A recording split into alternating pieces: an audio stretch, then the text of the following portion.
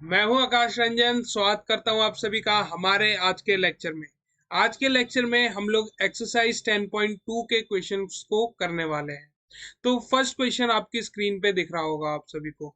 ठीक है, तो ये फर्स्ट क्वेश्चन कह क्या रहा है कि हमारे पास दो कॉन्ग्रुएंट सर्कल है। कॉन्ग्रुएंट सर्कल कहने का मतलब कि ये किसी एक्स बच्चे ने बनाया है एंड ये वाला सर्कल किसी वाई बच्चे ने बनाया है, और दोनों का जो रेडियस है वो कितना है, आर है।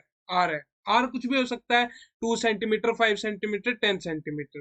ठीक है, तो अब जब ये सर्कल बनाएगा एक्स वाला और जो वाई वाला बनाएगा, क्या वो कॉन्ग्रुएंट होंगे? यस सर, बिल्कुल कॉन्ग्रुएंट होंगे। एंड रीजन क्या होगा उसका? क्या होगा कि उनका रेडियस सेम है। उनका क्या सेम है? रेडियस सेम है। ठीक है, तो चलिए इसी कंसेप्ट का यूज करते हुए हम लोग अपना गिवन लिखते हैं।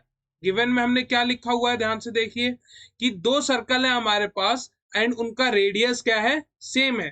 ठीक है, तो अगर रेडियस सेम है तो मैं ये कह सकता हूं कि ये जो ओ ए है, जो मेरा ओ ए है, वो इसके बराबर होंगे। ये सारी साइड्स क्या होंगे, आपस में बराबर होंगी कि नहीं? ओ ए ओ बी के बराबर होगा, रेडियाई ऑफ सेम सर्कल। अब कॉन्ग्रुएंट सर्कल है तो जितना ओ ए होगा उतना ही ओ सी, ओ डैश सी और ओ डैश डी होने वाला है। यस और नो? यस, बिल्कुल यही होने वाला है। तो चलिए, एंड इसने क्या कहा है कि टू इक्वल कॉर्ड्स, हमारे पास कॉर्ड्स भी क्या है, इक्वल है, विच मीन्स कि A B is equal to क्या है, सी डी है। तो चलिए इसी इंफॉर्मेशन के साथ हम लोग आगे बढ़ते हैं और प्रूफ क्या कर देते हैं, angle one equal to angle two, यानी कि जो एंगल सबटेंड होगा वो क्या होगा, इक्वल होने वाला है। ठीक है, तो सबसे पहले हमें कंसिडर करना होगा ट्राइंगल। तो लिखेंगे in triangle A O B and triangle C O dash D. ठीक है, अब इन ट्राइंगल्स में आपको क्या क्या देखने को मिल रहा है? क्या मेरा ओ ए दूसरा, पहला, तो इसका भी दूसरा, पहला, एंड ब्रैकेट में रीजन आने वाला है गिवन। ठीक है, and O B is equal to O dash D होगा कि नहीं होगा?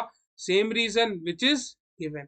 ठीक है, एंड मेरा क्या होगा, A B is equal to C D होगा या नहीं होगा? होगा या नहीं होगा? बिल्कुल होगा, ये भी क्या है, गिवन। तो therefore triangle A O B is congruent to triangle C O dash D. And यहाँ पे जो क्राइटेरिया लगा है वो क्राइटेरिया कौन सा है, देख के बताइए। तो ये भी एक साइड है, ये भी एक साइड है, और ये भी क्या है, एक साइड है। ठीक है, तो क्राइटेरिया कौन सा लगा दिया हमने, यहाँ पे लिखेंगे बाई एस एस एस।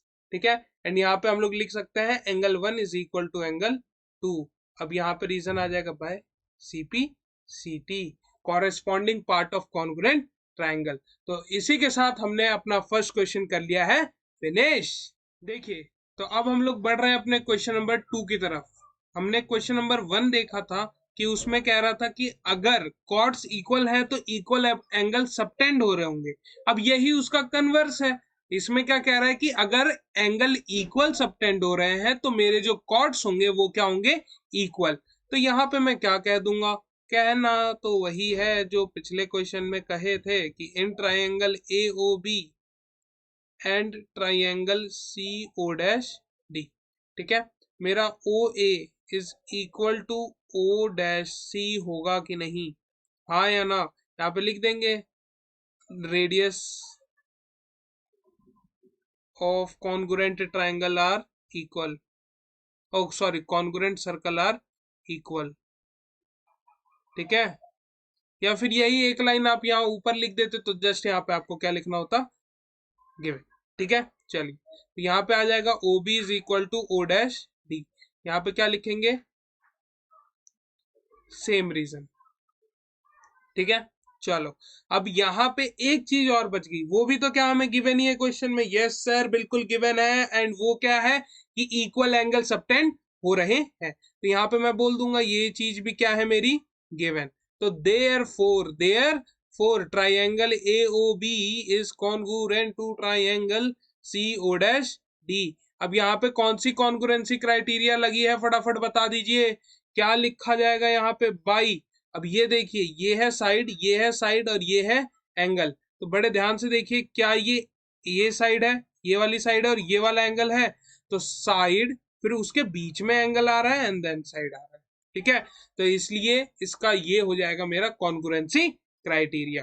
ठीक है, आपको नोट्स की चिंता नहीं करनी, आपको मेरा जो डिस्क्रिप्शन बॉक्स है, ठीक है, इस वीडियो का, वहां पे आपको लिंक मिल जाएगी एक साइट की, वहां पे हमने जो भी हमारे सोल्यूशन है वहां पे पोस्ट किए होंगे, तो आप वहां से भी सोल्यूशंस को एक बार देख सकते हैं। ठीक है, चलिए, अब यहाँ पे क्या हो जाएगा मेरा, by C P C T A B is equal to C D. Reason अभी बता दिया मैंने, बाय सीपी सी डी। तो यही चीज तो हमें प्रूफ करनी थी कि नहीं करनी थी, तो इसी के साथ हमने इस वाले क्वेश्चन को भी कर लिया है फिनिश। इसी के साथ हमारी इस वाली एक्सरसाइज का होता है समाप्ति। ठीक है, तो मिलते हैं आपसे नेक्स्ट वीडियो में विद एक्सरसाइज 10.3। तब तक के लिए कीप प्रैक्टिसिंग।